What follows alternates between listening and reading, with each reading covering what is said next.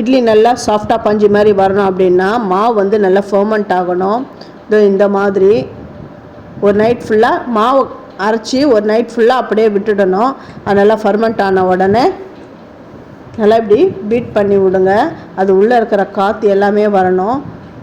நல்லா அடிச்சுட்டு அதுக்கப்புறம் இட்லி விடுங்க. நல்லா சாஃப்டான இட்லி வரணுன்னா அதுக்கு வந்து மாவு அந்த உளுந்து அரைக்கிற பதம் ஒன்று இருக்குது. இது வந்து அந்த கிரைண்டரில் ஒட்டின்னு இருக்க மாவை வந்து தண்ணி விட்டு எடுத்தது.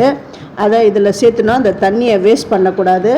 இந்த மாதிரி பீட் பண்ணிவிட்டு இட்லி விடுங்க. இட்லி மட்டும் இல்லை, தோசை, குழிப்பணியாரம், அப்புறம் ஊத்தப்பம் எல்லாமே இதில் வந்து சூப்பராக வரும். அந்த இட்லி பண்ணுறதுக்கு முன்னாடி அந்த மாவு வந்து இந்த மாதிரி இருக்கணும். இட்லி ஊற்றுறது எல்லாமே உங்களுக்கு தெரியும். இப்போ இட்லி விட போகிறேன்.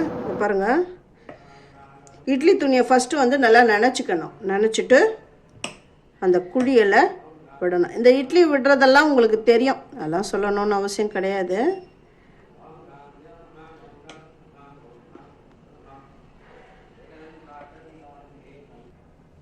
இட்லி தட்டில் இட்லிகளை நிரப்பிட்டேன்.